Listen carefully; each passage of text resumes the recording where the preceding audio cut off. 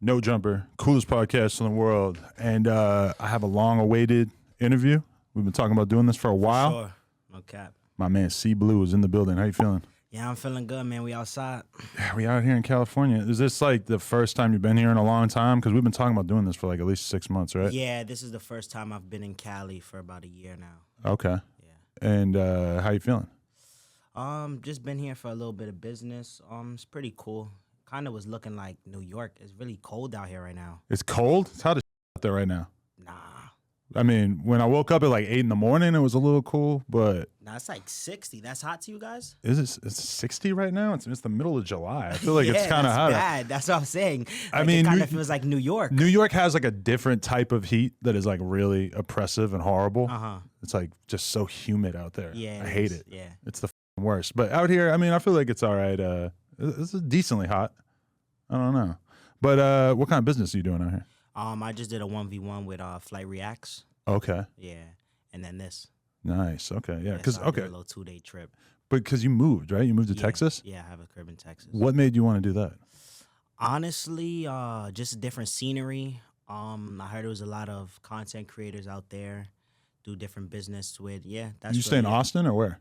No, I stay in Houston. Okay. How's that going? It's really hot. It's stupid hot down there Yeah, too. As long as we're just really hot. complaining about how everywhere's hot. Yeah. Yeah, it's really hot.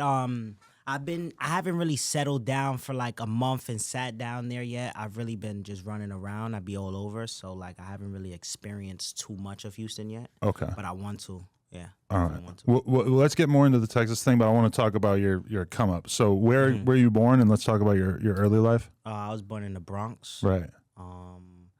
Went to school in the Bronx, about like the area, Riverdale area. Okay. Went to Intech Academy for like middle school. School, I definitely like school. School was one thing that I like excelled in. Because I'm gonna be honest, you do seem a lot smarter than the average drill rapper. Yeah, I get that a lot. I appreciate that. I get that a lot. But like, yeah, coming up, I definitely enjoyed school a lot. I wanted to. Well, I still do. I like biochemistry a lot. Right. And what is biochemistry? Just It's little like has to do with plants, pharmaceutical companies, medicine, things like that. and you were doing well with that in school. Yeah, so science was like my favorite subject. So anything that had to do with science, I would try my best in, go extra hard. Yeah.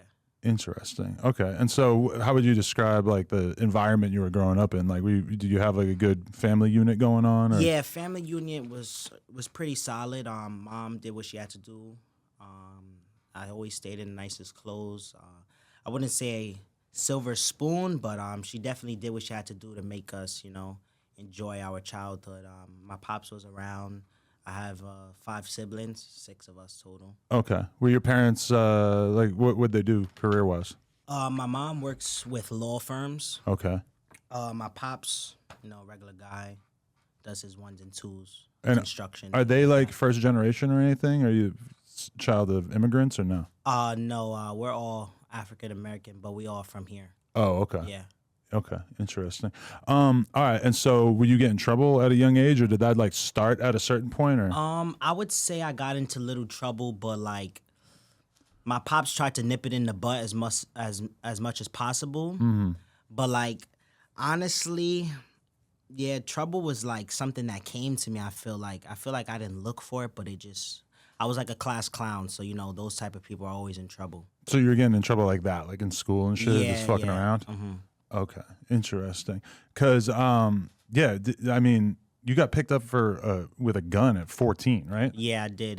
So that to me tells me that you were getting in trouble beyond just like talking in class or whatever. Well, it wasn't really like, it was a misdemeanor, unloaded weapon. It was a prop for a video. Oh, really? Yeah, it was like, I was outside doing a music video shoot. Oh, but so it was a real gun. It just didn't have any bullets in it, and you were using it for a video? Yeah, I don't even know if the gun was real, to be honest. Okay, you just Yeah. got it from the homie real quick or something? Yeah, for me, like, seen, I bet your hair is Oh, so you were already in the music at this point? Yeah, I was, I got arrested actually doing my first music video. No, my second music video. Yeah, I was at a big video shoot. I had everybody outside, and we were getting active, and boys pulled up. But, because a lot of times when I'm watching drill music videos filmed in New York, I'm wondering like how long were they able to be dancing around on this corner before the cops pulled up, and especially when they're pulling out guns and stuff. I'm like, it feels like the New York I know, the cops are popping up at some point very soon. There's so many cops in New York. Yeah, honestly, I feel like the cops don't like they do their job, but they don't really do their job. Like they pick and choose when they want to really do their job, to be honest. Really? Yeah. In the Bronx, is it so wild that the cops kind of have to give up at a certain point and they just shit is just out of control? Personally, I really don't know. I feel like they do what they want to do. Like if they want to help, they're gonna help. If they don't want to, they don't want to. You feel me? Like, you know, I'm myself am a target like from the police, so I don't really, you know. Well, now you're a big target, but we can get into all that for sure. But okay, so how do you kind of like do the transition from like being a regular kid, being in school and shit, to then all of a sudden you're a drill rapper and you're kind of doing all this? Like, was there anything in particular that happened, or like how did that transition kind of take place? Honestly, I'm gonna keep it 100 with you. I always like used to be in the lunchroom, like doing little table beats and stuff with the pencil. Me and my friends used to do little freestyles, and that's really like how I started like the music stuff. But like when I really was like, I bet this is what I'm gonna do. I shot my first music video, and then I still didn't really have that much faith in myself because it was like my numbers weren't there yet. So after that video, I ended up getting arrested. So my mom was like, "All right, Arrested for what? For the gun when I was 14. That situation. Okay, yeah, so my mom was like, "Oh, I don't know if you should really do this. Like you're already getting into trouble and you didn't even like really get anywhere yet.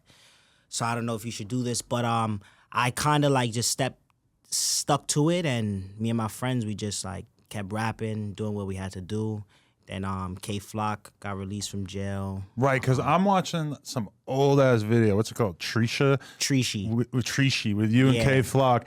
And it's crazy because you both look like little boys in that shit. Yeah, like so K Flock's swag was not fully in place yet. Like his dance, like his voice was cool, but like his dancing and shit, like he didn't really like look right in front of the camera just yet, which is kind of crazy just knowing like where his career went after that. So that was like real young. Yeah, that was so like a lot of people try to say, like a lot of people dick ride and say different things about like how we all came up rapping.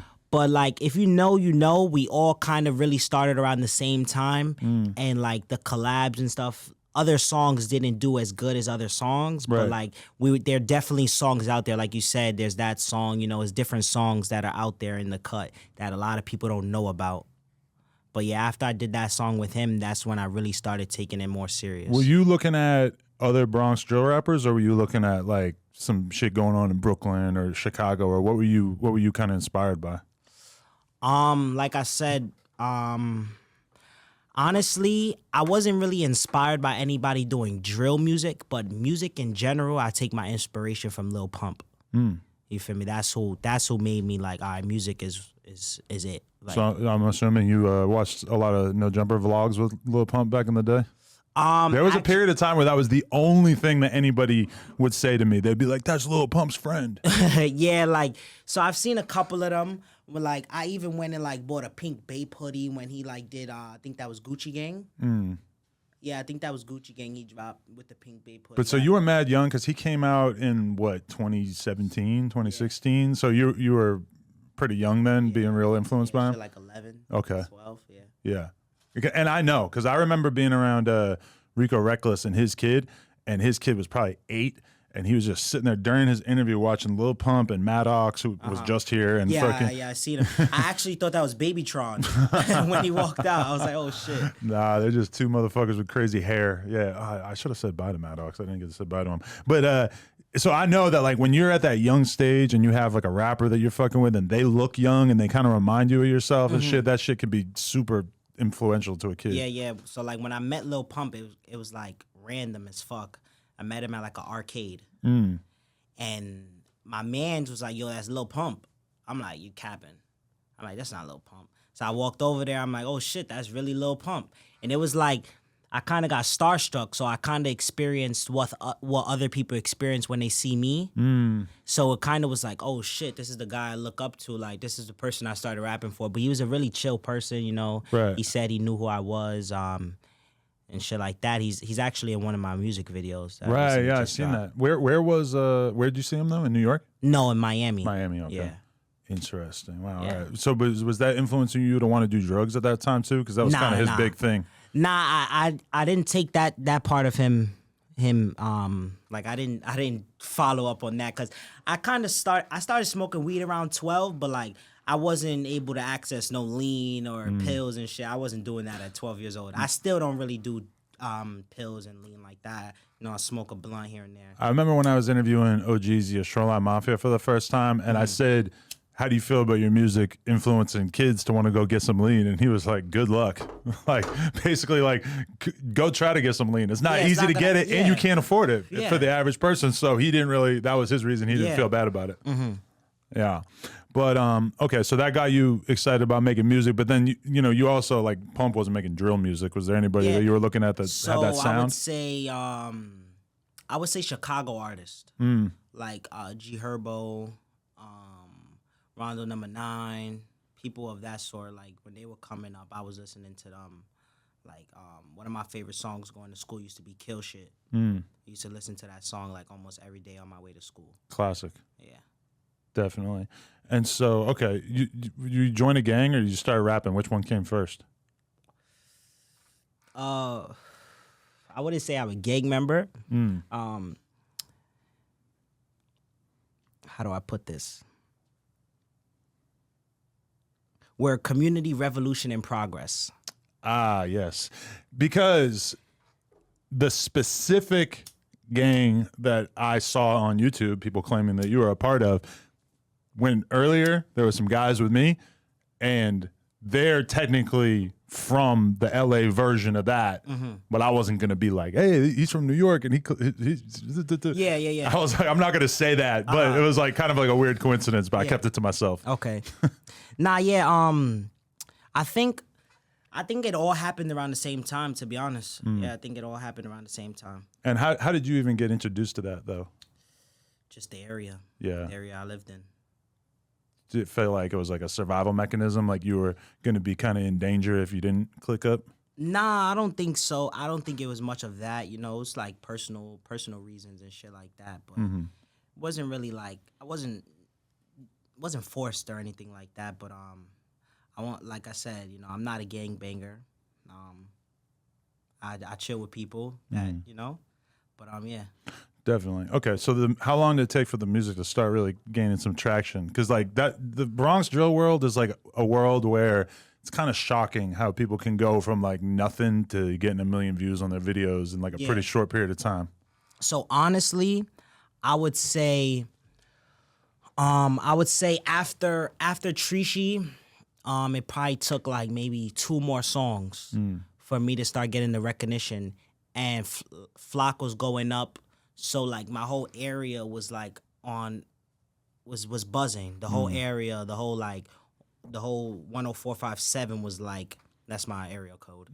That whole area was just like, going up. So it was like be consistent and then you'll make it. And so that's what I just tried to do. Like, I started dropping the songs which set the trend. That the first song that I had to touch 1 million views was that song, No Ozone, Part 1. Right. And then after that, it just went up from there. Right. Okay. And No Ozone, that's like a gang diss that we don't need to dive into. Yeah, I guess you could say that. There's some O's that you don't get along with. I understand it. Yeah. See, I've done enough Bronx drill interviews that I can actually just look at the song title and be like, okay, I get it. I know what that means. Feel a little bit accomplished. Yes, There's something about it though. People just love seeing young kids in New York just going crazy on their ops.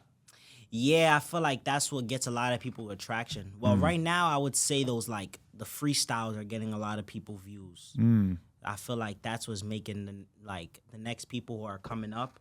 I feel like that's their way of getting their platform out there. So you feel like going and tapping in with On the Radar is blowing people the fuck up? Because I mean, let's be real. Like 41 got like a song with 20 million views on the Radar platform. Like I think that's way more than any of their other videos. Yeah, like so On the Radar, you could say like KJ Shot It, Shot by OA. Those are all like platforms that people like are going on to get attraction. Like when I first started rapping, it was like Raps and Hustles, Flowtastic TV. So those YouTube channels were like helping people push forward. It's just crazy to see the way that the New York underground media world has fucking evolved so much. Yeah, Please Don't Lack might be the next Shade Room. Yeah.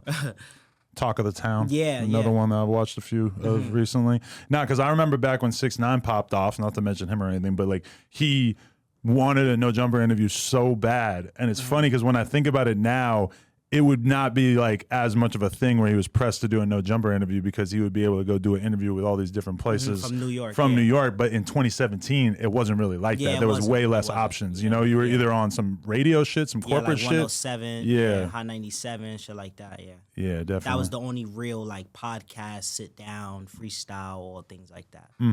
So, okay, how does your life change as you start blowing up as a local drill rapper? So I would say in high school, so it's like ninth grade year. I'm going to school, driving a BMW. I'm the only kid in the school, like, you know, pulling up. I had a chain at the time.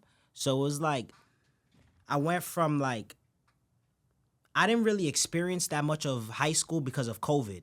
So it was like I did my ninth grade year. In the middle of ninth grade is when like everybody started, oh, you're C Blu, singing my lyrics and shit like that. But it got to a point where it was like, I don't know who like is cool with me, or I don't know who has a problem with me. I don't know who wants to help the people who have problems with me because I'm in this public place. It's easy access. So I started to like go to school less, but like not because I was uninterested in school, but for safety precautions, other people's safety. I felt like me personally, I was a distraction in the classroom just because everybody was focused on me and not the teacher. I can imagine. That's got to be super weird, especially when like, I think it was a troll, but I seen like Lil Mabu had like parents complaining to his private school about him going to that school because they're thinking, even though he's a white boy and he realistically is not super involved with this gang shit, the fact that he's dead people or alive people, that could bring attention to the school. And at a certain point, like, you don't know if somebody's going to be just lurking outside the school and go to shoot you and shoot some fucking innocent girl in the head.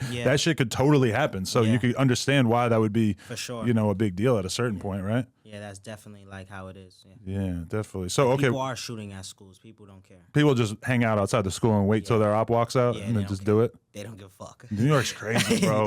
They don't care. And for a state that guns aren't legal, it's crazy. I mean, how easy is it for the average kid in the Bronx to get a gun if they really want one? It's whatever, right?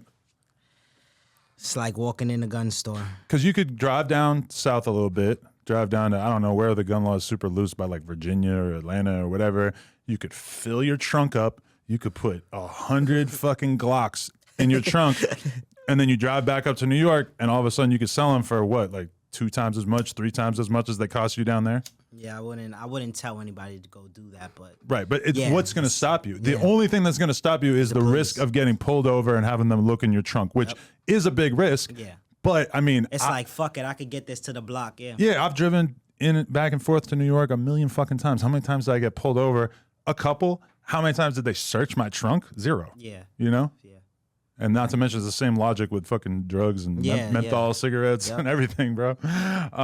Okay, but so what? You took yourself out of the school and put yourself in private school, or what? So I started getting homeschooled, but I didn't really. So what happened was my 9th grade year, I think I did a little bit of 10th grade, and then COVID hit. So COVID hit. We were strictly online. So we were online, and then when we went back into school, I started doing the homeschooling. So when I did the homeschooling, I did it a little bit, you know, and things like that. Interesting. Okay, so you know you're doing your thing. You're getting what, like hundreds of thousands of views, and then all of a sudden I feel like your name became like so much bigger, and people like me who maybe weren't 100% tuned in, we see the headline, up and coming drill rapper C Blu shoots a cop. I mean, that must have really changed your life to have that be the headline going around everywhere, because it makes you sound like you're a fucking demon. Even though once we actually heard the details of the story, it's like, okay, this sounds like it was an accident. It wasn't necessarily like you just went and tried to do that, right? So I definitely received a lot of backlash. My mother received a lot of backlash. I feel like I'm still targeted to this day from what happened. But the real story is I was shot by the police. You feel me? A lot of people troll, say I shot myself. No, it's not what happened. The police shot me. So you're standing outside the bodega just hanging out? Yeah, like... And a cop approaches you because he's looking at you and he thinks that you have a gun on you based on the way you're standing or whatever? So it wasn't even like that. I was walking to my vehicle, you know, regular shit, going in my car. I was approached. I stopped. I asked the officer, like, you know, what's the issue? Why do you want to talk to me? Why am I being stopped? He didn't answer my questions. He just proceeded to put his hands on my body, and he ended up firing a weapon that ended up hitting me. And in close proximity? Like, why would he do that? He felt like his life was in danger at that moment? So like, I personally don't know. Like, he went to grab and a shot got fired. I got hit in my leg and his partner got grazed. I was taken to the hospital. I was tried as an adult, but the case got dropped because of, you know. What, lack of evidence? Nah, not even that. They did their job wrong. They weren't doing their job. What, so he approached you without enough of a reason? Or? Yeah, basically, like, you know. I basically was like, you could say targeted for being a drill rapper. And things went south when, if they didn't target me for no apparent reason, nothing would have happened. I would have never been shot. His partner would have never been shot. There would be no headline, C Blu did But did they find a gun on you? Not on me, no. Nearby? They found the gun nearby, yes. What, like in the bushes or some shit? Or was it with a friend of yours? Nah. It was like on the floor. They found the gun on the floor, but... I feel like you have really good lawyers, because when I hear this story, it's like, oh, they didn't have probable cause to search you outside the bodega. I'm sorry, I've known a million people that the cops walked up to them basically out of the middle of nowhere and found a gun or found drugs or found whatever, and they get charged for it. And it's like, it doesn't matter that they didn't have probable cause, because the cops can always make up some probable cause. Oh, we smelled weed in the air, or I saw him reaching for something in his pants or whatever. There was camera footage. Body cam footage, all of that played in my favor. Really? And they thought it wouldn't. But I don't have nothing against the police. You know, I appreciate the things they do that are good. But I feel that they definitely do target drill artists a little bit more than the average guy because of the things we say in our music. But not everyone who says something lives by those codes and walks around doing those things. But because so like, music is art. So everyone is saying these things to reach a different audience. And I personally feel like everyone drill raps, but just not on a drill rapping beat. If you think about it, we talk about the same things somebody from Atlanta talks about, but they're just not name dropping. And same thing in LA. There's not a lot of names being said, even though they are oftentimes basically saying a lot of the same shit. Yeah. I feel like it's just different types of drill, but I feel like in New York we're definitely targeted a little bit more because of, I guess, the crime. Right. But I definitely feel like not everybody's a bad person. So like, us being targeted, not being able to perform because we're supposedly bad people, it kind of fucks everything up, because it's like, all right, if I'm trying to make it out and shows are the way I'm getting out, and you guys are stopping our shows because we talk about somebody who died last week, you're stopping our money, you're stopping a lot of things that can help us later down and get us out of these situations and try to stop the cycle, you know? So it's like... But I'm not gonna lie, if I'm a cop and I'm patrolling the Bronx and I see...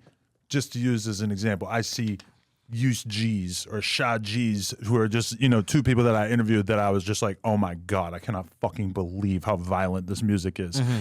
If I see them hanging out outside the bodega, does my mind go to, okay, it makes more sense to search him because I know for a fact that he just put a new music video out where he's smoking on 10 different people.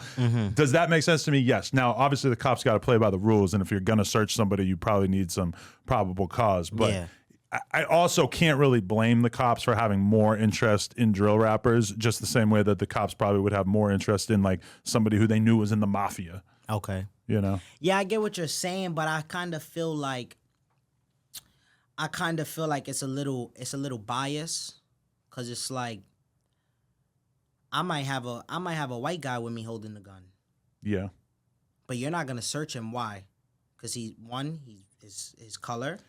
Since when do white guys are acting as the gun holder? I've never even heard of that. That's a good idea. For sure, that's a good idea. But it's like, you know, it's just like, I don't know. I feel like a lot of things are done to try to stop us from being better. Yeah. But even before drill came out and drill was so over the top, you could go have this conversation with like the Diplomats. You could have this conversation with 50 Cent, the hip hop police in New York. Totally different level, and it's always been like that. Even though when you look back at 50 and Cameron and all that shit, their whole rise was pretty peaceful in comparison. You know, like they weren't like really beefing in the music that much. If they were beefing with somebody, it's like they're beefing with other famous rappers. But the drill shit took it to a whole different level, and like New York just has like a way bigger police budget than anywhere else in the country. And like, you know, it's like I heard Axe say this a long time ago.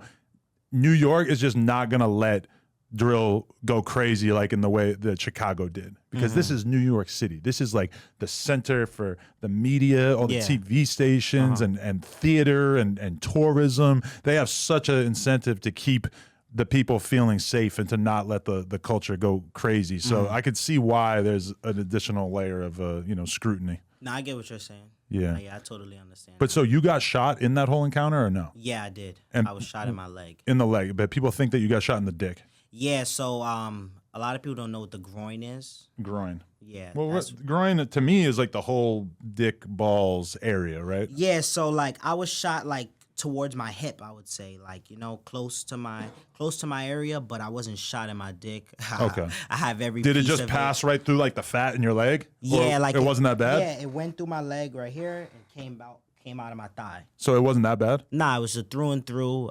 Doctor claimed, you know, all 1 inch to the left, 1 inch to the right. You could have been. Wow. Yeah. So, I mean, dude, that has to have changed everything, because especially once you beat that case, I know the level of scrutiny that you were getting from the cops was so much higher.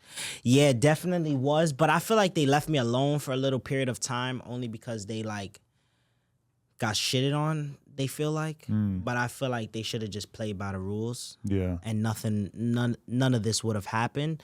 But I definitely think that whole situation affected me in a negative way too, like music-wise. Because I feel like a lot of people don't want to do business with me because they think I'm this like person who shoots police. That's a lot to live up to. Yeah, that it's like, you know, everything else that goes on in your career drama-wise after that is probably not going to seem as big a deal. Yeah, it's like it's really hard to like, you know, do my work because of that. Right. So it's like, you know, that's what everybody sees before they even get to sit down and talk to me or see who I really am. They see, oh, cop shooter. Especially because there was that crazy ass photo. Yeah. And that was illegally taken. Like, really? That's a screenshot from a video that an officer took. Wow. Yeah. Wow. So, okay, but at the same time, it's got to be kind of tempting for you to sort of like flex it and make jokes about it or acknowledge it in the music and everything too, right? Yeah. Like my first song, when I got released, I mentioned it.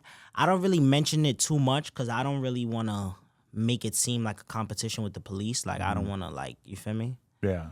You don't want to get on, like, I'm already on their bad side. You don't want to get, like, but, like, yeah, I definitely embraced the hate. Everyone, Cheddar Bob, Cheddar Blue. I'd be like, yeah, I like money. Cheddar Bob. So. Nah, because, I mean, even, like, the Lil TJ situation, like, he got shot in Jersey and almost died. and then you hear about him catching like 3 separate gun cases in the Bronx or whatever, and it's just like, well, nobody normally gets searched that much. Like they must be going out of their way to be on his ass and search him because of the. And it's not like he did anything to the cops. He actually like almost lost his life. Yeah. But I mean, I feel like the cops at a certain point, you just get on their radar and they want you, so they just go out of their way to target you, right? Yeah. That's Especially what I in New feel York. like it is, especially when you come back to your area. You know, when you come back to your hood, show love, try to show love. They try to do anything to like set you out to be this bad person, even if you are coming to like, oh, I'm coming to do a donation. They don't know that. They're assuming you're coming to be this kingpin, guns dealer, drug dealer, like, you know, because of, and he doesn't even talk about things like that in his music, really. Right. Yeah. He's like, doesn't really make drill music per se, right? Yeah. He's mainstream. Yeah. So it's like, I don't know. That's why it is kind of crazy to see him having that level of attention. Yeah. But okay, so one thing I always find kind of crazy about the Bronx is that you will see videos like almost every week of different Bronx drill rappers getting into it in the street and yelling at each other or fighting or whatever, or going to each other's projects and just talking shit on Instagram Live. Obviously, K Flock was the fucking king of that at a certain point. But like, and it's wild too, because it's like a lot of these situations that you see, if it was in Chicago, it feels like there's no way that people would just be fighting, but like people are scared to run around with guns in New York to a certain extent. So people are more likely to see each other without a gun. So it's more likely that it could turn into like a fight or whatever. But at a certain point, did you kind of have to stop moving around recklessly and just start being in the crib and not just being outside like that? Yeah, for the greater good, you know, I don't want to be in jail. That's not someplace I want to be. So it's like, I'm going to take the right steps and move on the right path so I don't end up in jail. But like, being in the crib, it's like, it's nothing wrong with being in the crib. Like, niggas be trying to make jokes that I be in the house. I make money from my house. You're not going to stop my money for me to what? Prove to you that I can be outside? I don't have to post that I'm outside for you to know that I've been outside. Because New York's weird because it's such a culture of being outside. Like, Yeah, it's a lot of people just literally want to stand outside the pizza spot or hang out on the corner. LA is different than that. Like, if you get money in LA, you are gone. You're up around here. You get a crib. You stay in the crib. Nobody expects you to be going places unless maybe you go to the club or some shit. Yeah. But that's like a different environment. You're not around like total low level people. Whereas in New York, it's like, nah, it's 11 p.m. on a Friday night. Like, that's one of the main things that people are doing is they're kicking it on the street. Yeah. It's like, I don't know. People find being in the house like you're pussy. Yeah. I don't find it that way. Like, unless you're hiding from somebody, but if you're just in the house making your money, doing what you got to do, I don't find no problem with that. There's been times where I've been interviewing people and they're talking about just being outside, standing outside the liquor store. And I'm just like, dude, like, I could not imagine wanting to put myself in that much danger on a consistent basis. See, you know? yeah, there was times where, like, when I was first coming up, I used to be outside till 4 a.m, 5 a.m. But it's like, you have to realize when you have to be at that certain level, you have to act like a celebrity if you want to be a celebrity. You feel me? You have to move the right way. And if you make yourself accessible, you're gonna be the next person to, God forbid, get shot, get arrested, because you're accessible. People can reach you. But if you're in your house, put away, going outside when you need to go outside, studio, video shoot, maybe once or twice I'm on the block with the gang. But even that, like, I could chill with the gang, but let's go do something, bro. Let's go out to eat. Let's go bowling. Let's go, you feel me? Let's go have some fun. Like, we don't have to be on the block for people to be like, yo, I'm outside. Like, there's so many things to do in New York that you won't even know because you want to chill on the block. A lot of drill artists haven't even left the Bronx. Like, I had an argument with a drill artist and he told me I left the country. He told me he left the country. I said, where did you go? He said, I went to LA. I said, bro, are you serious? Right. Like, shit like that just makes me look at people like, I cannot argue with someone like this. Like, you're dead ass, you went to LA, that's out the country, bro. Well, when I lived in Brooklyn, I would know people who had never been to Queens. Yeah, that's insane to That's me. like the wildest thing. Now, mostly people who live like deeper into Brooklyn, where it would be like a little further away. But I remember hearing kids from Brooklyn be like, "Yeah, like if it wasn't because I was on the bike ride and shit, they'd be like, if it wasn't for this bike ride and shit, I never would have been to Manhattan." Yeah, and I'm like, looking what at do you them like, mean? "What the fuck are you Yeah, talking about? It's right that's there." just dumb. Yeah, I feel like that's dumb. Yeah, I don't know. but they really like get stuck in their own little bubble, and it's like to a certain extent, I think that they see it as like dangerous or risky to like kind of go different places because they're just so used to staying in one place where they feel like they know what the risks are going to be.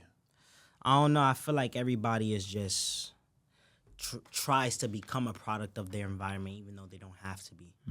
Definitely, yeah. It's like a small-minded mentality. A lot of the people that I end up talking to who are successful are people who, at some point in their upbringing, either left the country or a lot of military kids where their parents were moving all over the place, so they get to see a lot of different environments when they're young, and that kind of lets them know how big the possibilities are in the world. Whereas a lot of people who just grow up on their block and they never see anything, it's like impossible for them to think outside of that box. Yeah, like niggas say because I moved to a different state, oh, you ran from the beef. Oh, you're ducking a Rico. Bro, I'm just living life, bro. Yeah. I'm 18 years old. I own my own house. A lot of people can't say they've done anything with their money since they've gotten signed, and I'm independent now. So I feel like I keep up to anybody who's signed. Really, like, you feel me? It's like you got all this money, but you don't got shit to show for it.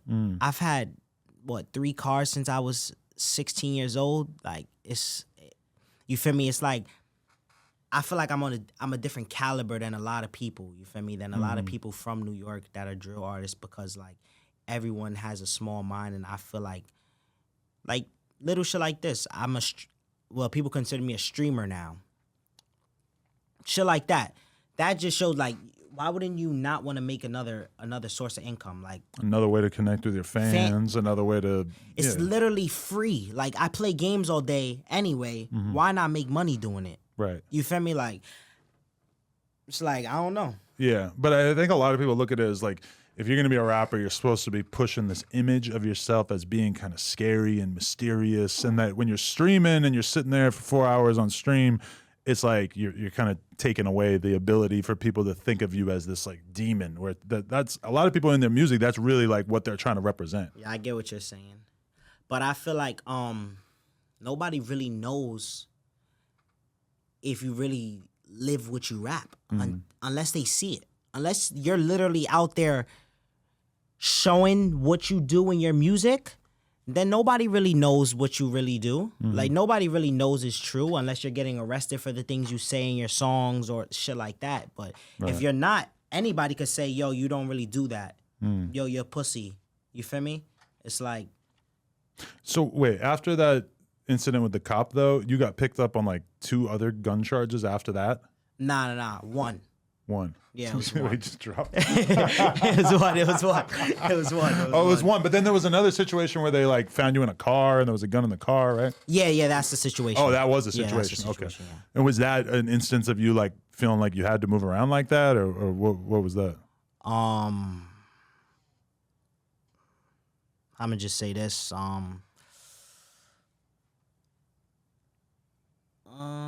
would say, I don't know, like, I don't have to move anyway. Like, you choose to do whatever you do, But for the most part, like, yeah, I gotta be smarter, but it's like, I'm not admitting that anything was mine. So it's like, if that's around, that's around. You feel me? I have to have I have to feel safe some type of way. And if that's how I feel safe, then that's how I'm gonna feel safe. But it's like, there's different ways to go about being safe, like being inside, not being everywhere, not being accessible. If I wasn't accessible, I wouldn't have been arrested. Right. You feel me? If I was doing the things that I was supposed to be doing, I wouldn't have been in that situation. Definitely. Okay, so when did you sign to Interscope, and what was that experience like? Because I know that you recently left that deal and became independent. So I signed to Interscope, I would say, maybe 2021. Okay. Yeah. pretty early on in terms of your music and everything? Yeah, 2021, I signed to Interscope. Came to LA. I came to LA, met some pretty nice people. Met OGs on his tour. Oh yeah. I just like it was a pretty good experience. I feel like I made the choice of signing a little too fast, just because of the money that was on the table.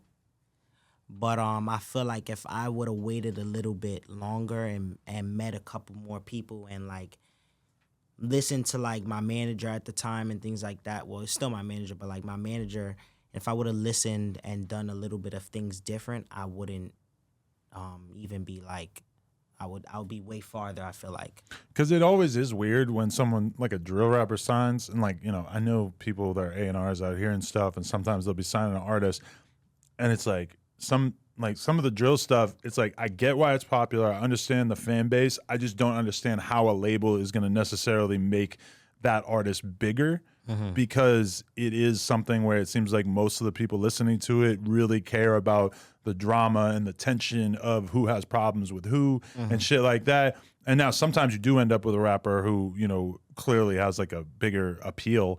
But like, I mean, from your case, what did the label really seem like they were able to do for you, or did it feel like they just kind of signed you and didn't really do anything?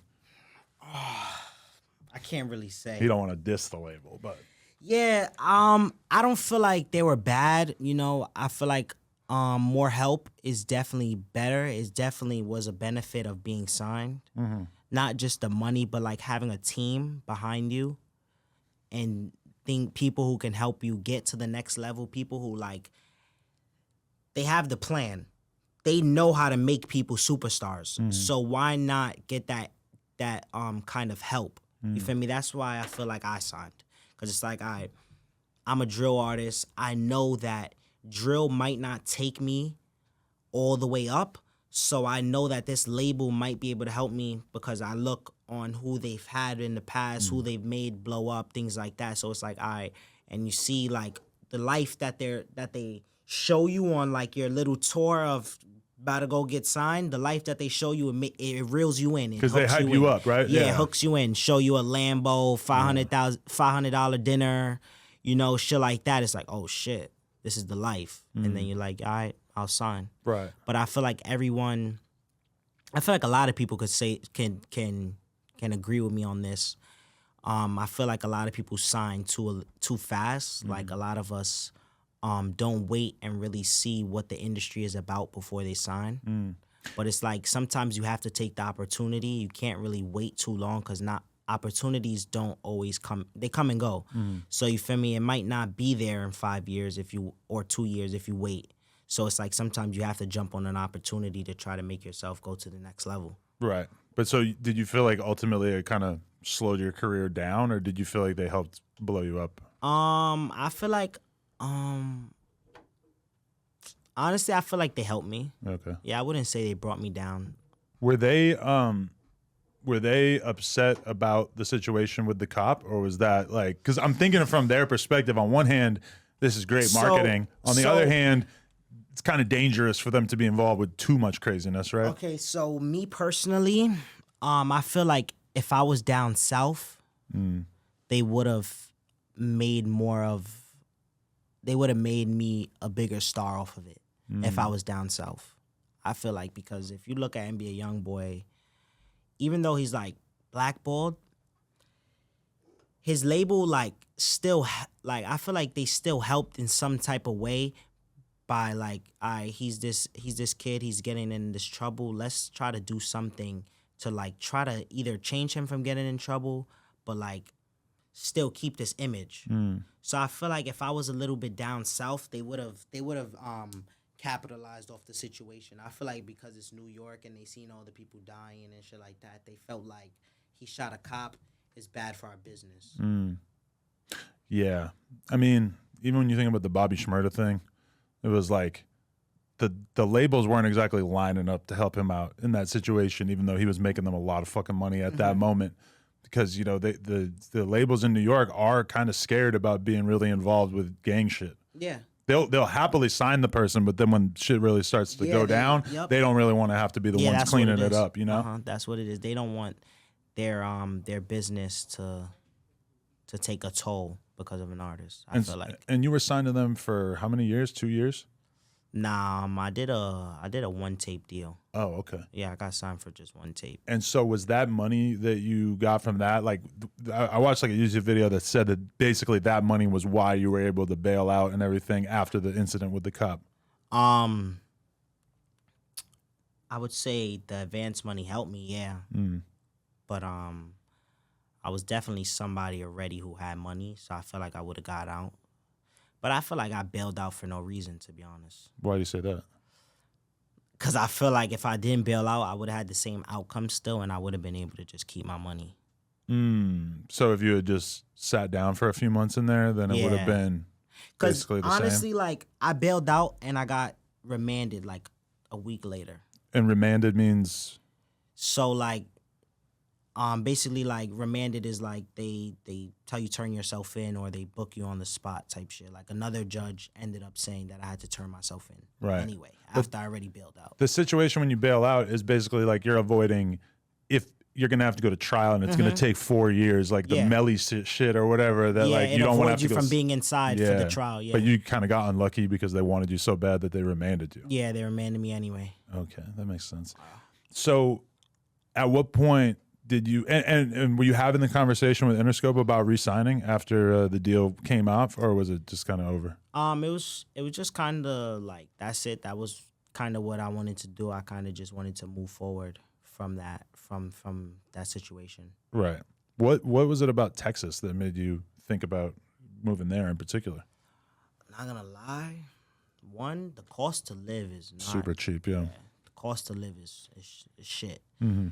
That and there's a lot of content creators out there, so like I kind of like started taking the content creation a little more. So how did you get introduced to that? Like when did you first start streaming or making YouTube vlogs and shit? Honestly, probably like last year. Like after I got arrested, I kind of had to like my mom kind of made me like be in the crib and chill down a little bit. So like. Cause I was only 16 when it happened, so like I was still living under her roof and stuff like that. So I still had to listen to her rules. So it was like, you're gonna find something that you like to do that you can still make money off of it, still be able to tap in with your fans. And I was like, all right, let me think. I play P5 all day.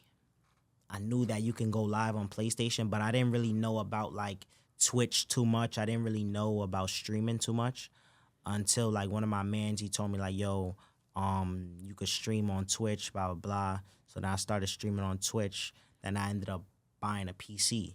So after I bought the PC, that was when I started taking it a little more serious after I got the PC. And did you feel like the people were pretty excited about it right away because they maybe weren't used to seeing somebody like you streaming or having that kind of open communication with the fans?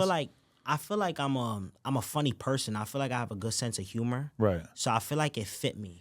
So I feel like it wasn't unexpected to them because like I'm always live, I'm always trolling somebody. So I feel like it wasn't kind of really unexpected. I feel like it was unexpected as a drill rapper to go into that lane. But I definitely feel that it wasn't unexpected that I would do something like that. Right. Do you feel more comfortable as a streamer than as a rapper? Because I mean, the streaming thing is like the real you, basically, right? And then making music, a lot of rappers, I mean, I'm not sure if you would say this, but a lot of rappers, fabricated. They put on like a different persona in order to make rap music. If I were to make a rap song right now, what am I going to be doing? I'm going to be sitting there thinking of a bunch of shit that sounds real hard and cool, you know? It's like totally different than sitting there in an interview and on stream where you're trying to be funny or interesting or engaged with the audience. It's just like a totally different ball game. Yeah, so it's a little different because like I feel like with the streaming and stuff like that, you have more chances to going viral. Because it's such a long period of time that you're just sitting in front of a camera that something can happen that can be clipped and turned into something different. With music, I feel like you need a little bit more. Like you need like now it's like TikTok, things like that. There's a lot of algorithms that you have to really like be involved in to, I feel like, get that song that blows up. Or just have the right people behind you, you know, a lot of people that are helping you, you feel me? shit like that, different Yeah. features and shit like that. I mean, a lot of drill music, realistically, it's not really like viral because it's kind of like very, very similar each song. And like at a certain point, if you go too far outside the box, then it doesn't really sound like the type of music that you're intending to want, make. Yeah. And I feel like also it's like with the drill music, I feel like we don't do hooks. That's true too. Yeah, it's hard to be viral when you don't have like that catchy part of it. Yeah, so like a lot of our songs don't have hooks. So, but if you look at like Pop Smoke songs, like his songs are drill songs, but he has hooks with them. So all his songs have a hook and something that people are gonna like say, like who could I? But you're anti-hook, or it just doesn't use? Do you think it sounds crazy on drill songs? Nah, I like hooks. Like I fuck with hooks, but it's like in a drill song we make like 2-minute songs. Yeah. You won't see a drill song really 4 minutes unless it's like 5 people on it.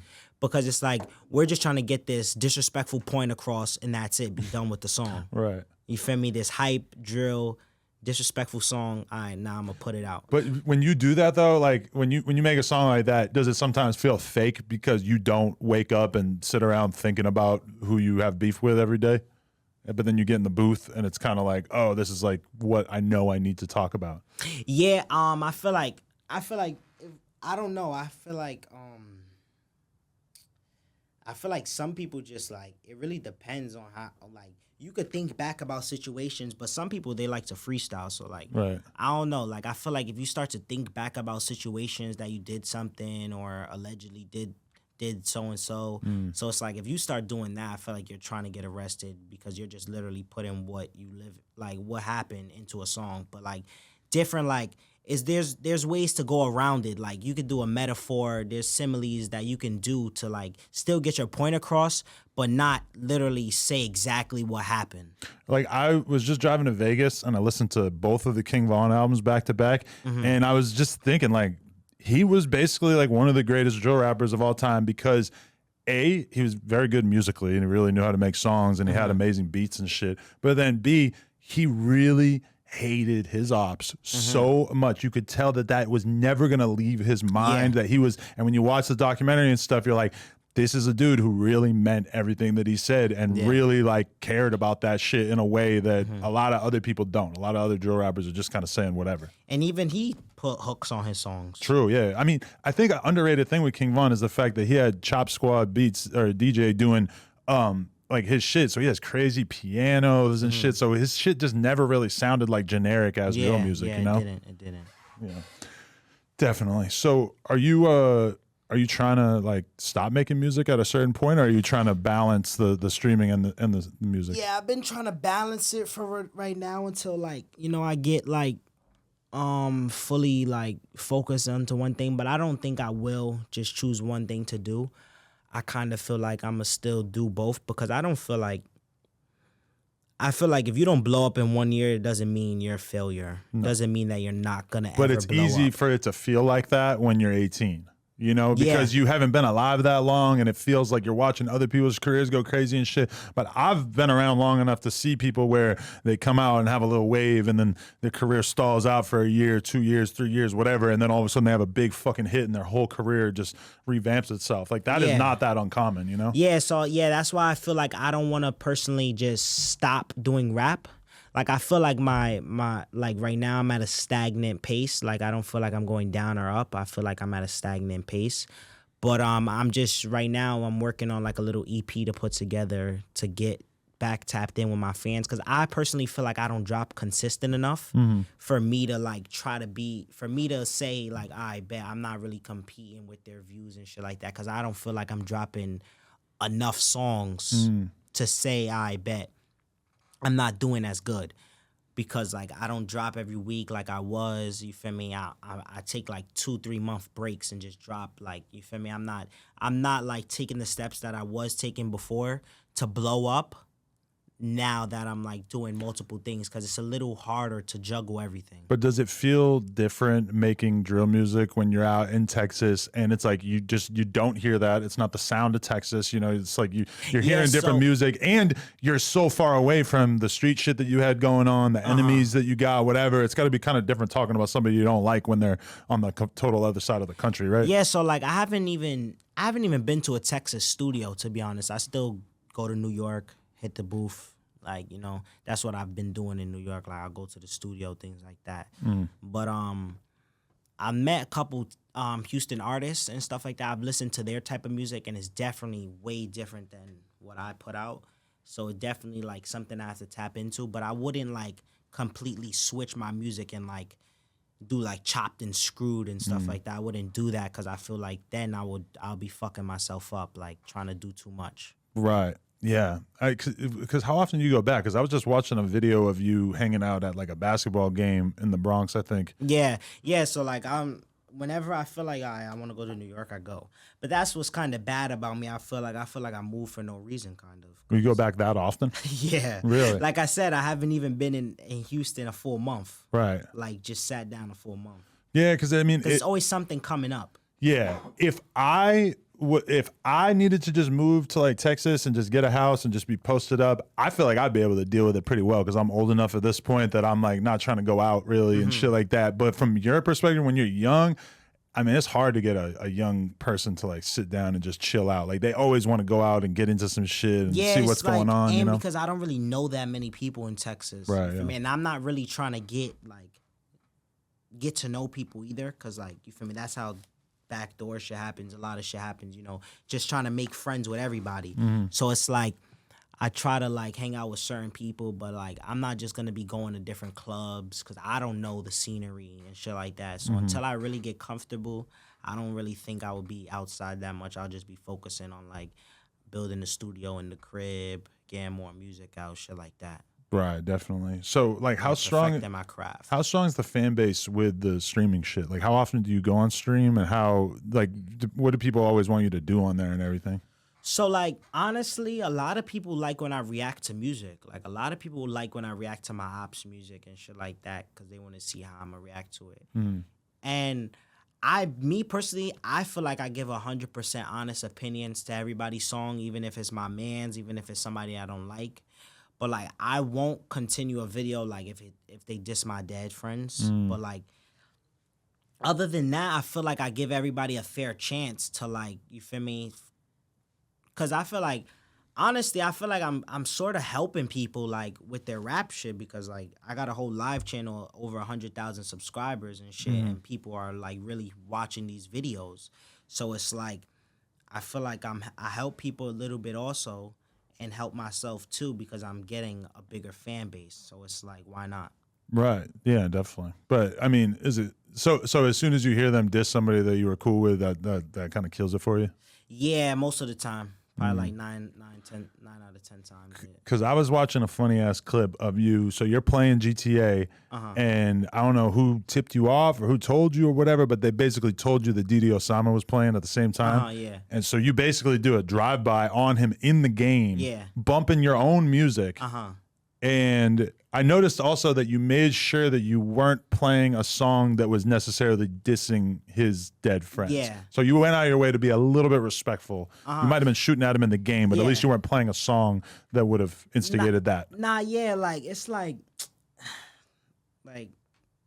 the beef is real, but I wouldn't say it's real. Like them niggas not coming to my block. Like you feel me? Them like it's shit, music. It's music problems, but I feel like it definitely gives the fans a different like. It definitely gives the fans like, oh shit, these niggas are playing together, like shit like that. Like I wouldn't mind playing like, bro, we're in two different places. Like I wouldn't mind being in the same server as my op or being in like the same lobby or in a Call of Duty match. Like I wouldn't mind that. It just shows like competitiveness, like trying to like break the cycle. Like you feel me? Because eventually it's like, bro, I'm not gonna be 40 years old shooting at people. Right. But it is kind of weird too though, because it's like in order to be a drill rapper, you're supposed to not want to break the cycle, right? Because if you allow someone to diss your dead homies and don't do something about it, then you're going to be looked at a certain way, right? It's a little different if like you're in person and you see them, okay? But like if we're both on the internet, we're both being respectful about it. Like I go live with my ops all the time. And like if we're just talking music and talking different stats and shit like that, I don't mind being competitive. I don't mind giving the fans what they want to see. But like I won't chill with them in person if they've ever disrespected my dead friend or like things like that. No, I wouldn't like certain things you can't take back. But you can do certain things to make the community better. Right. So it's like a lot of things that we can do to make it feel like a little more unified and have everybody like on like their tippy toes all the time. Yeah, definitely. I mean, that's a Chicago thing, is just hopping on Instagram Live with people that you're enemies with and just talking shit to each other or whatever. Like we all seen King Von do that, and I seen you doing it. And I mean, then it's funny though, because being in a GTA world or whatever at the same time as a person is basically like being on FaceTime, but taking it to a totally different extent where you can because it's like jump around, do whatever. They want to see our aim and shit like that. It's just fun. I don't know. Right. I feel like I wouldn't consider myself a kid, but I'm a kid. Like I'm 18 years old. Like, but I don't have a kid mindset.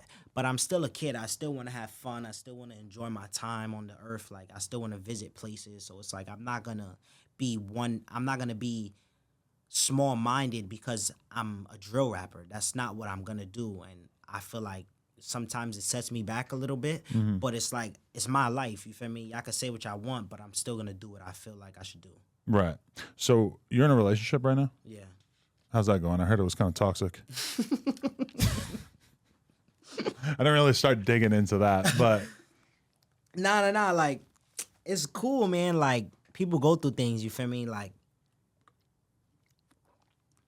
my relationship, it's not as viral as yours. That's a good point. But you feel me? Like everybody goes through things. So it's like, I feel like it's toxic to some people, but it's not toxic to everybody. It's a girl you've been dating since, I mean, you're only 18, but you've been dating her for a while? Yeah. Okay. So the high school sweetheart type thing. I didn't meet her in high school, but like, you could say that, like 16 I met her. And she moved down to Texas with you at the same time? Or is it long distance thing now? Nah, it's not long distance. Like, she's welcome whenever she wants, She still has business to handle in New York, things like that. So it's like. Okay. Interesting. Why do you hate the sweepers? I don't hate them, but like, honestly, bro, like, me personally, I feel like they came out of nowhere and started like just name dropping to make a name for themselves. Like nobody was dissing the sweepers. Like last year, nobody knew who a sweeper was. Right. And it's like, how the fuck you come outside now? How the fuck you come outside 2022 and now like you're dissing my friends, you dissing everybody in the Bronx, everybody in Harlem, everybody in Brooklyn, and niggas don't know you. Like niggas never heard of y'all, so it's like I personally don't hate them, but like when I listen to their music, like I don't know, I feel like they be offbeat.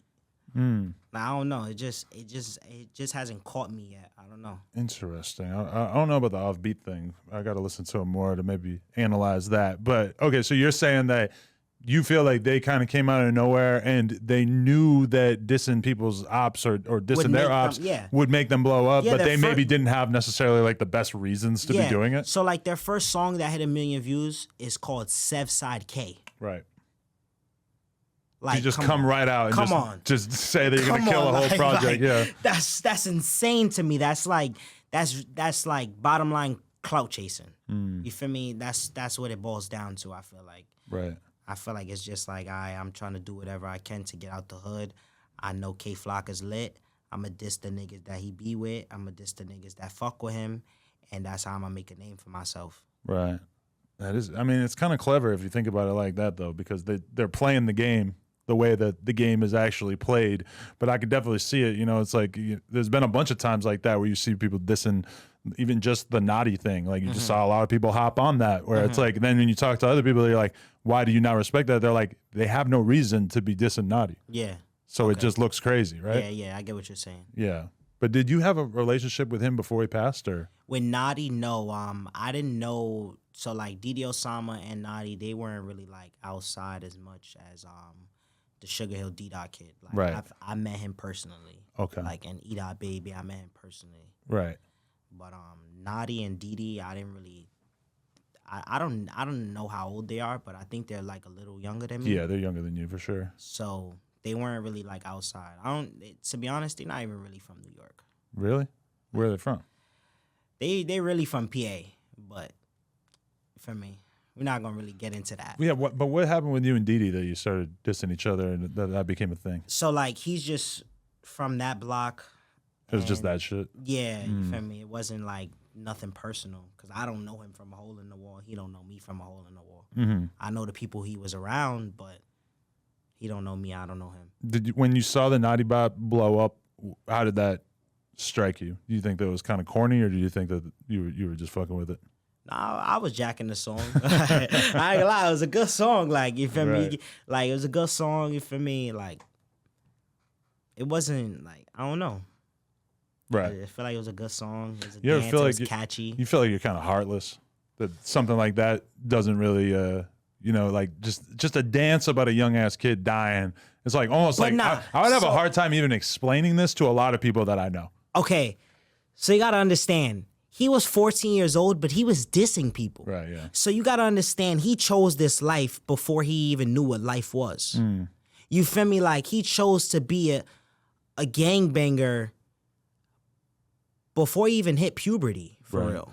Like, you feel me? It's like, and you can't really be mad at others for dissing him when he was dissing people. Like, I didn't even know he dissed me before. Really? Because, like, I didn't know who the kid was. So it was like, I didn't know really of him until he passed away. And then his song started to get more attraction. And, like, I ain't gonna lie, like, the way that side, like, people just started dying and people started going up. I don't know if somebody came and gave him a paper, yo, give 2 of your friends up and I got you. I don't know the backstory, but like it was really weird. Like, you know, a lot of people passed away from that area and then like it blew them up at the same time. Right. Yeah, I mean, I can't And I act feel like also because the death was tragic. Yeah. It was a tragic death. It was everywhere. Everyone's seen it. And then the kid beat it. Yeah, they capitalized off the situation and made I think letter to Notti or something like that. Right. Right after he passed away, which was smart. Right. And you feel me, it blew them up. Because like, next level. I can't act like I'm better than it because there was a kid out here named Block Boy, like not Block Boy JB, but like a LA dude. And he was making skits going to every different hood and just like famous ass corners, famous blocks, but pulling up, talking hella shit about dead people. There was somebody who had a walker from getting shot at one point. He goes there, he got a walker, he's talking all this shit, yada yada, and they killed him in a fucking car, just like randomly they find him dead in a car. It's not like I don't got it in me to feel bad or whatever. Like I'm not gonna go on camera making a hella jokes about it or anything, but It's like you asked for you it. went out of your way to disrespect a lot of the most dangerous neighborhoods in LA, and then somebody popped you. This is what's supposed to happen. Yeah, you basically asked for it. You mind if I go get some weed real quick? Yeah, do it. I bet. Yeah, but I feel like people like that, you know, they ask for it. Yeah, 100%.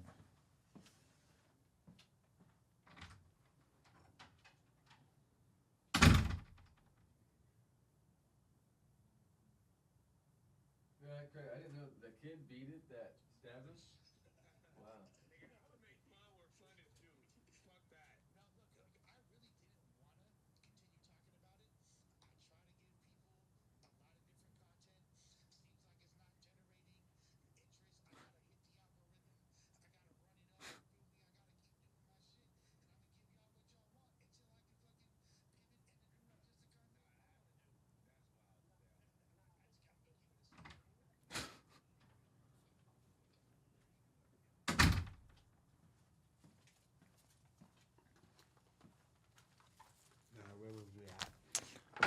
Okay. Yeah, I only had a couple more questions. Oh yeah, all right. So I kind of saw like a wild moment where I saw your life flash before your eyes when the homie pulled up with a paintball gun on the block and did a little drive-by and sent you running.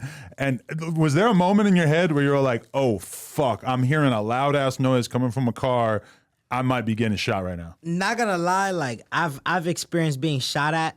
So like I knew it wasn't bullets. Right. But like it caught me way off guard. Like I just hear shit hitting the wall. Like, and I'm on my phone. Like if you watch the video, I'm on my phone, and my friends are like, we all was lacking. Like you could call that lacking. Like we should never all be in our phones and not paying attention. Like I think one of my mans peeped it, but like not all of us knew what was going on. But like certain shit like that, like that's a situation where something could go left because you don't know. Like you see a car coming, you see a car coming down, rolling the window down. You don't know what any of my friends was thinking. I might have been chill, but you don't know any person I was with, or even me, God forbid, shot back thinking, oh shit, somebody's shooting at me. So I feel like it was a cool joke. It was funny. But it was like a little like, you can't really do that. That was like your good friend? Yeah, that was the barber. Oh, the barber did that to me. Because he felt like you were taking too long to come to get your haircut? Yeah, that's what he said. Yeah, he said I was late for my haircut. But he did it like 2 other times to some other people. And like, he wasn't able to post it because they ended up like backing out. And it's like, you gotta be careful because you don't know, like everybody's not cool with something you do to somebody else, you feel me? So it's like you gotta just play your cards right. Given how strict New York is, I would not be trying to roll around with a paintball gun, never mind actually be shooting at people on the street. Yeah, of course not. So actually somebody, now that you bring that up, somebody passed away doing that. Really? In New York. The person shooting the paintball gun? Yeah, got shot by a cop. Oh shit. Like an off-duty cop shot him in his car, like right. He was shooting at the person like on the highway or some shit like that. On the highway, wow. Yeah, or driving by, and the guy like shot him. Guy killed him and went to work. He didn't he didn't know the guy was dead. He didn't even know he hit him. But he went to work. They booked him like a couple hours later. What the fuck? Yeah. And it's like a little joke, you feel me? A little joke, something you were just trying to have fun, make a little video, maybe post on your Instagram, TikTok. Now you're dead. Yeah, do you feel like social media and like the clout war that we're in, do you feel like that shit is kind of poisoning the youth? Do you see it all the time like the way I do where it just feels like everybody's basing their actions on what will go viral and people are kind of losing track of even who they are as human beings? Yeah, I feel like drill rapping is kind of making like a lot of little kids, like I feel like it's definitely fucking up the youth. Yeah. Because like there's a lot of 8-year-olds, 7-year-olds making songs on like Band Labs and the phone, like just voice notes, recording themselves, dissing people that they don't even know who they are. Like, and it's like, bro, like I don't encourage anybody to do nothing like that. You feel me? Yeah, you can make music, chase your dreams, but like don't live a lifestyle that you don't have to live. You feel me? And I feel like drill music definitely is affecting the youth in a negative way. Also, in a negative way. Also, sometimes positive, but I feel like it definitely affects the youth in a negative way for sure. Right. Yeah, definitely. I mean, it's just but that's kind of the problem too, is that it's just a lot of the drill rappers, they just make the shit sound cool. They make it sound fucking amazing. And that just is so tantalizing to people, you know? Yeah, like I've made a song that like was about like the police and things like that, and people hated it. Right. like I made a song like talking about like I can't wear what I want because I'm black, and people hated it. Like they were like, "Yo, why are you putting some shit like this out?" Like I kind of was like, "Damn, I thought this would like help me a little bit." Like I tried to be on some Lil Baby shit. How he did this Bigger Than Black and White song. I felt like I was trying to do that, but it didn't go as well. It's funny though, because even people who do put politics or like try to put a motivational message in their music, a lot of times it'll be like a couple bars out of the whole song. Yeah. And they get credit from fans and shit as if they just put out the most political anthem. And it's only a tiny, like that Lil Baby song you're talking about. It's not like the whole song is just like nonstop talking about how bad the like cops it's the are. video shoot. Yeah, you're right. The video played into it a bunch too. I Yeah. feel like that, but it's like damn, like I'm trying to put a positive message out and y'all don't want it. Yeah. So it's like, what do I do? Like, I just keep yelling, I kill people? Yeah. Or I try to focus up and try to better myself in the youth. But it's like, damn, my rap career might take a toll. Yeah. So it's like, that's why some people have to keep living up to this persona and try to put out these songs when they know they're not even doing anything in the streets. Yeah, it reminds me of the fact that I think it was Future on 56 Nights. He had the song March Madness, which had the line, all these cops shooting N-words, tragic. And he chose, I believe this is a story, he chose not to put that on 56 Nights because he felt like that made it too political. And 56 Nights was supposed to be like, just purely like turn up, whatever. And like, I'm like, that one line in the song, he felt kind of made it a bad fit for the project. And I'm like, that's wild that like the fans are so allergic to hearing any kind of like conversation about society and shit, you know? It's dumb though. Yeah, it's kind of wild. Okay, so, you know, Flocka wrote me a bunch of mixy-ass questions, including, what are your thoughts on Murda B and BandmanRill announcing that they're dating? Is that even real? I didn't even know about that. I think it is real. Like, I don't have no problem. You know, Murda's my son. So she's such a dude in your mind that she's your son, not your daughter? Nah, that's just a New York term. Okay, like, yeah, that's my son. I Yeah. was just applying it to a woman is kind of Nah, like, yeah. Well, yeah, we apply it to everybody. Like, yo, that's my nigga, that's my son. But yeah, I fuck with her. I fuck with Bandman's music. I don't think like it's Oppie. He's never like dissed anybody. He doesn't have any beef with us. Right. Like, you know, everybody should. So that maybe is a good idea for her to date somebody that's totally outside of the whole New York bullshit. Yeah, I guess. Yeah. Yeah. Yeah, I guess that's a little. But what, is she going to be a club drill rapper now? Shit, you might have to ask her that. I have no idea. I could see it happening. Did your girl really leak a video of you eating her ass? What? Is that true? Holy shit. Flocka wrote it down. I'm not saying it's true. That is not If what it's happened. out there, I should find it. Right? I gotta see this content. That is not what happened. What happened? But like, it's an old relationship. Like, it's like an ex. Oh, Like, okay. yeah, it wasn't even. It's not even nothing new. Like, long story short, I was kissing her back. She was like bent over the bed, and like her cousin, he's weird. He like took the picture and like reposted it on his Snapchat, and like one of my ops seen it, and they reposted it, and yeah, people made it a whole big thing. If your ops get their hands on a video or a photo of you doing anything that looks kind of sus, Yeah, you're gonna yeah. see it forever. Yeah, forever. Yeah. Yeah, I was pretty kind of consistent. mad at her too. Like, bro, tell your cousin, like, why the fuck would your cousin do some shit like that? That's a clout chasing ass cousin Yeah, right there. What the that was fuck? dumb as fuck. Wow, that's incredible. Yeah, I don't know. I'm not gonna do all these Flocka questions. Some of the shit, it's kind of like a list of everybody you don't get along with. I don't know if we need to really dive into that. But you and Sha Ek used to be cool, right? Yeah, facts. That was my boy. But how did that fall apart so quickly? They chose the side of people they're not even cool with anymore, and things like fell apart with us. But Oh, that's an awkward situation when you have beef with somebody because of somebody that you were cool with, and then they get cool, because that's what happened with Drake and Meek Mill. They got cool, and then DJ Drama at a certain point is like, well, why the fuck do I have beef with Drake now over Meek Mill when Drama's not even really getting along with Meek Mill like that, and meanwhile Meek Mill and Drake are doing records together and shit. Yep. So it's like, that's what it was. Like, it was like a choice, and they made that choice. But I feel like